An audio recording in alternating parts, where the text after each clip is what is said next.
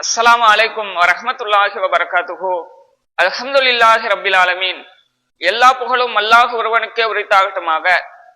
கண்ணியத்திற்குரிய தாய்மார்களே, சகோதர சகோதரிகளே, அல்லாஹ்வுடைய மாபெரும் அருளால் இஸ்லாமிய கேள்வி பதில் என்ற இந்த நிகழ்ச்சியில் இன்றைய கேள்வியாக எம்ஆர் பட்டினத்தைச் சேர்ந்த ஒரு சகோதரி பாவ மன்னிப்பு தொடர்பான ஒரு கேள்வியை கேட்டிருக்கிறாங்க.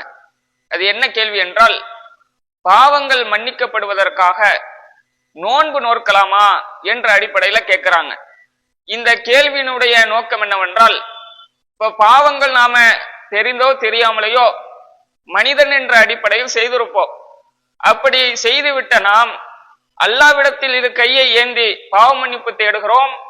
ஆனாலும் அதற்கான ஒரு மன நிறைவு நம்மிடம் கிடைப்பது கிடையாது. அதனால நோன்பு வைத்து அல்லாஹ் நம்முடைய பாவங்களை மன்னிக்க ஒரு காரணமாக இருக்கலாம் என்ற அடிப்படையில தான் இந்த கேள்வியை கேட்கிறாங்க. நாம இந்த கேள்விக்கான பதிலை தெரிந்து கொள்வதற்கு முன்னால் ஒரு விஷயத்தை நாம் எல்லாம் புரிந்து கொள்ள வேண்டும்.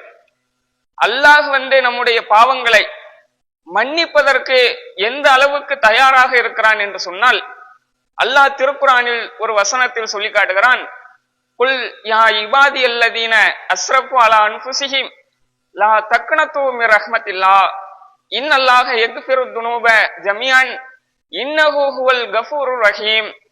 அதாவது தனக்கு தாங்களே அநியாயம் செய்து கொண்ட என்னுடைய அடியார்களே, அல்லாஹ்வுடைய அருளில் நம்பிக்கை இழந்து விடாதீர்கள்.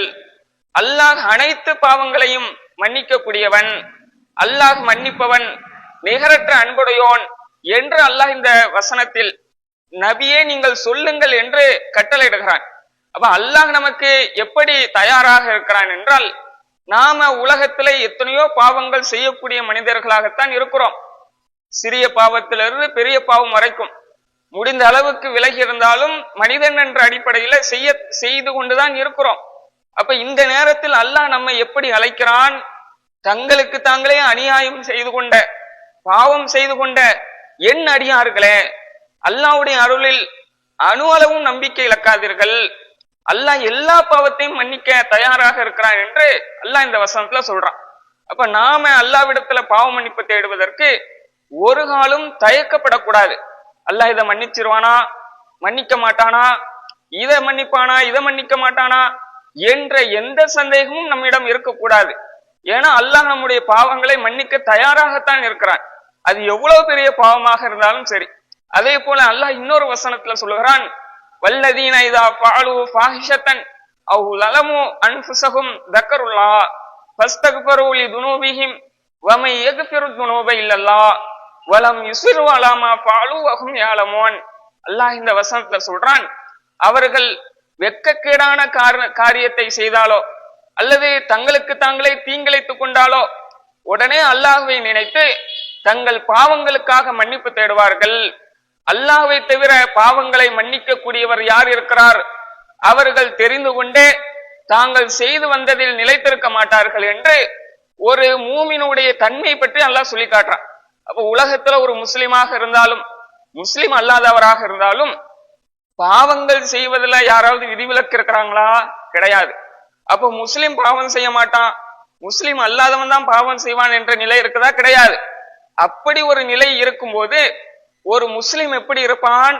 பாவம் செஞ்சிட்டான், வரம்பு மீறிட்டான் எனும்போது அமைதியாக இருக்காமல், நாம் ஒரு பாவம் செஞ்சிட்டோம் என்றால் உடனே அல்லாஹ்வை நினைத்து உடனே தங்களுடைய பாவங்களுக்காக மன்னிப்பு தேடினால் அல்லாஹ் கண்டிப்பாக மன்னிப்பான் என்பதுல அல்லாஹ் இந்த வசனத்துல என்ன சொல்றான்? என்னை தவிர பாவங்களை மன்னிக்க கூடியவர் யார் இருக்கிறார் என்று அல்லாஹ் கேட்கிறான். அப்போ நாம இந்த வசனங்களின் அடிப்படையில ஒரு விஷயத்தை புரிந்து கொள்ள வேண்டும். பாவங்களை அல்லாஹ் மன்னிப்பானா, நம்ம தௌபா தேடுறமே அல்லாஹ் மன்னிப்பானா என்ற அணு அளவு கூட சந்தேகம் வந்துடக்கூடாது. ஏன்னா அல்லாஹ் மன்னிக்க தயாராகத்தான் இருக்கிறான். நாம மன்னிப்பு தேட தயாராக இருக்கிறோமா என்ற ஒரு கேள்வியை நமக்கு நாமளே எடுத்துக்கொள்ள வேண்டும். அப்ப நாம மன்னிப்பு தேடினால், அதான் ஒரு பாவம் செஞ்சுட்டோம், அதை நினைச்சு அல்லாஹ் நம்மளை தண்டிச்சிருவானா என்ற ஒரு அல்லாஹ்வை பற்றி ஒரு பயம் வருதுல, அதுவே நாம ஈமானோடு இருக்கிறோம் என்பதற்கு ஒரு அடையாளம். அப்ப அல்லாஹ் நம்மை மன்னிப்பான் என்பதற்கு அந்த பயம் இருக்குதுல, அதை கண்டிப்பா அல்லாஹ் மன்னிச்சிருவான். அப்ப அல்லாவை பயந்து மன்னிப்பு தேடினால் அல்லாஹ் கண்டிப்பாக மன்னிப்பான் என்பதை முதல் தகவலாக நாம சொல்லிக் கொள்கிறோம். அதாவது என்ன கேட்டிருக்கிறாங்கன்னா, நாம மன்னிப்பு தேடிய பிறகும் நம்முடைய மனம் ஒத்துக்கிறல, அதனால நோன்பின் மூலமாக அல்லாஹ் நம்முடைய பாவங்களை மன்னிப்பானா என்றுதான் இந்த கேள்வி கேட்கிறாங்க. நோன்பு மட்டும் கிடையாது, நாம எந்த ஒரு வணக்கத்தை செய்தாலும் அந்த வணக்கத்திற்கு பரிகாரமாக அல்லாஹ் நம்முடைய பாவங்களை கண்டிப்பாக மன்னிப்பான் என்பதற்கு குரானிலும் ஹதீஸிலும் ஏராளமான ஆதாரங்கள் இருக்கிறது. உதாரணத்திற்கு சொல்வதாக இருந்தால், அபூதர் என்ற ஒரு சஹாபி, அவங்களுக்கு நபி ஸல்லல்லாஹு அலைஹி வஸல்லம் அவங்க சொல்றாங்க, இத்தக்கில்லாக ஹைசுமா குந்த அத்பி சய்யாத்தல் ஹசனத தம்ஹுகா. அதாவது ரசூலுல்லாஹ் சொல்றாங்க, நீ எங்கே இருந்தாலும் அல்லாஹ்வை பயந்து கொள், ஒரு தீமையை செய்து விட்டால் உடனே ஒரு நன்மையை செய்யி, அது அந்த தீமையை அழித்து விடும் என்பதாக நபி ஸல்லல்லாஹு அலைஹி வஸல்லம் அவங்க அந்த சஹாபிக்கு சொன்னதாக ஹதீஸ்ல பார்க்கிறோம். அப்ப நாம என்ன விளங்குகிறோம், ஒரு தீமையை நாம செய்து விட்ட பிறகு உடனே அது போன்ற ஒரு நன்மைகளை நாம வாழ்க்கையில செய்யும் போது அல்லாஹ் அதை அந்த தீமைக்கு பகரமாக இந்த நன்மையை ஆக்கி விடுகிறான். அப்போ நம்முடைய பாவங்கள் மன்னிக்கப்படுமா இல்லையா? அப்போ உலகத்துல நம்ம எந்த ஒரு பாவம் செய்தாலும் முடிந்த அளவுக்கு விலகி இருக்கணும். மீறி நம்மை அறியாமலோ அறிந்தோ செய்யும் போது அதற்கு நன்மைகளை நாம செய்தால் அந்த பாவத்தை அல்லாஹ் மன்னிக்க தயாராக இருக்கிறான் என்பதை விளங்கிக் கொள்ள வேண்டும். அதே போல தொழுகையை பற்றி ஹதீஸ்கள்ல நம்ம பார்க்க முடிகிறது. ஒரு சஹாபி நபி ஸல்லல்லாஹு அலைஹி வஸல்லம் உங்க காலத்துல ஒரு அந்நிய பெண்ணுக்கு முத்தம் கொடுத்ததுனால அந்த பயத்துல ரசூலுல்லாஹ்ட்ட வந்து பரிகாரம் தேட வர்றாரு. எப்படின்னா, அல்லாஹ்வின் தூதரே, நான் அந்நிய பெண்ணுக்கு முத்தம் கொடுத்துட்டேன், எனக்கு ஏதாவது பரிகாரம் சொல்லுங்கன்னு கேட்கிறாரு. ரசூலுல்லாஹ் அமைதியா இருக்கிறாங்க. உடனே இந்த சஹாபி, ரசூலுல்லாஹ் நம்மள்ட்ட பேச விருப்பம் இல்லைன்னு திரும்பி போறாரு. அப்ப ரசூலுல்லாஹ் அவரை கூப்பிட்டு சொல்றாங்க. அப்பதான் அல்லாஹ் ஒரு வசனம் இறக்குறான். அதனால அந்த சஹாபிட்ட அந்த வசனத்தை ஓதி காட்டுறாங்க. அக்கிமி ஸலாத்த தரஃபைன் நஹாரி சுலஃபம் மினல் லைல். அதாவது பகலின் 2 ஓரங்களிலும் இரவின் ஒரு பகுதியிலும் தொழுகையை நிலைநாட்டுங்கள். இன்னல் ஹஸனாத்தி யுத்ஹிபுன ஸய்யிஆத். நன்மைகள் பாவங்களை அழித்துவிடும் என்ற இந்த வசனத்தை அல்லாஹ் இறக்குகிறார். அப்ப இதை அவருக்கு ஓதி காண்பித்து விட்டு, இது போன்று நீ தொழுதால் உன்னுடைய பாவங்கள் மன்னிக்கப்படும் என்பதாக ரசூலுல்லாஹ் அந்த இடத்துல சொன்ன செய்தியை பார்க்கிறோம். அப்ப அல்லாஹ் இந்த வசனத்துல என்ன குறிப்பிடுறான், பாவங்களை வந்து நன்மைகள் அழித்து விடும். அப்போ நம்முடைய நன்மைகள் இருக்குதுல, நல்ல காரியங்கள் நம்ம செய்யும் போது அது நம்ம செய்த தீமைகளை அழித்து விடும் என்பதாக இஸ்லாமே நமக்கு வாக்குறுதி கொடுப்பதை பார்க்கிறோம்.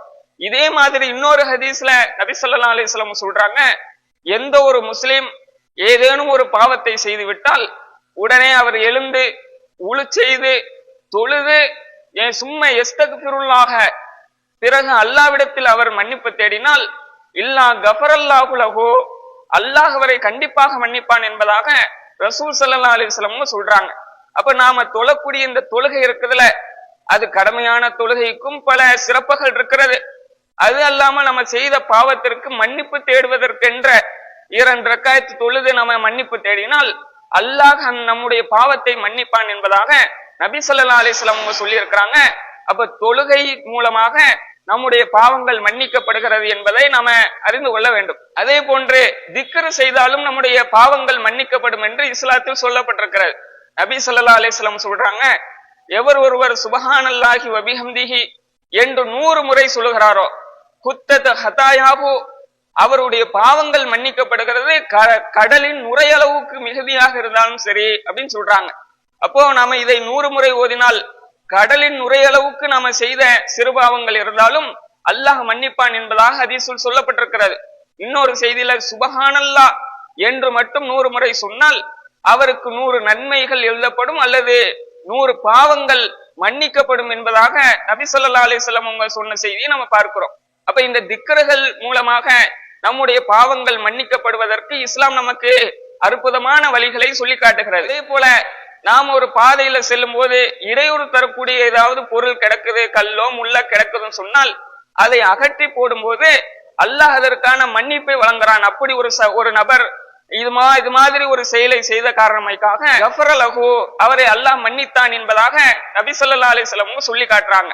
அப்போ இந்த ஒரு சிறப்பும் நம்ம இது மூலமாக நம்முடைய பாவ மன்னிப்பை தேடிக்கொள்ளலாம். அதே போல நாம தர்மங்கள் செய்தால் அந்த தர்மத்தின் காரணமாக நம்முடைய பாவத்தை அல்லாஹ் மன்னிப்பதாக திருமறை குர்ஆனில் அல்லாஹ் சொல்லி காட்டுகிறான்.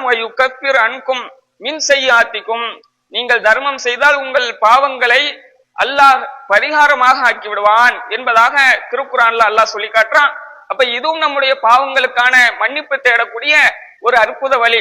நாம எத்தனையோ காசு பணங்களை நமக்காக செலவு செய்கிறோம், அதை ஏழை எளிய மக்களுக்காக தர்மமாக கொடுத்தால் அல்லாஹ் நம்முடைய பாவத்தை மன்னிப்பார். போன்று நாம் ஒருவருக்கு கடன் கொடுத்து அவர் சிரமப்படுகிறார் என்று நமக்கு தெரியும் போது அதை தள்ளுபடி செய்தாலும் நம்முடைய பாவத்தை அல்லாஹ் மன்னிப்பான் என்று நபிகள் நாயகம் ஸல்லல்லாஹு அலைஹி வஸல்லம் அவங்க சொன்ன செய்தியும் ஹதீஸ்கள்ல பார்க்க முடிகிறது. எனவே பாவங்கள் மன்னிக்கப்பட அல்லாஹ்விடத்தில் கையேந்தி பாவ மன்னிப்பு தேடுவது மட்டும் இஸ்லாத்தில் சொல்லப்படவில்லை. மாறாக நன்மையான காரியங்கள் இது மட்டும் கிடையாது, இன்னும் நமக்கு எதெல்லாம் நன்மை என்று படுகிறதோ அந்த காரியத்தெல்லாம் செய்தால் அல்லாஹ் நம்முடைய பாவங்களை மன்னிப்பான். இன்னல் ஹசனாத்தி யுதுஹிபுன ஸய்யிஆத், நன்மைகள் தீமைகளை அழித்து விடும் என்று சொல்லக்கூடிய இந்த குர்ஆன் வசனத்தின் மூலமாக அது நோன்பாக இருந்தாலும் எந்த வணக்கமாக இருந்தாலும் நம்முடைய பாவங்களுக்கு பரிகாரமாக அல்லாஹ் ஆக்குவான் என்பதை உங்களுக்குரிய பதிலாக சொல்லிக்கொண்டு நிறைவு செய்கிறேன். அஸ்ஸலாமு அலைக்கும் வரஹ்மத்துல்லாஹி வபரகாத்துஹு.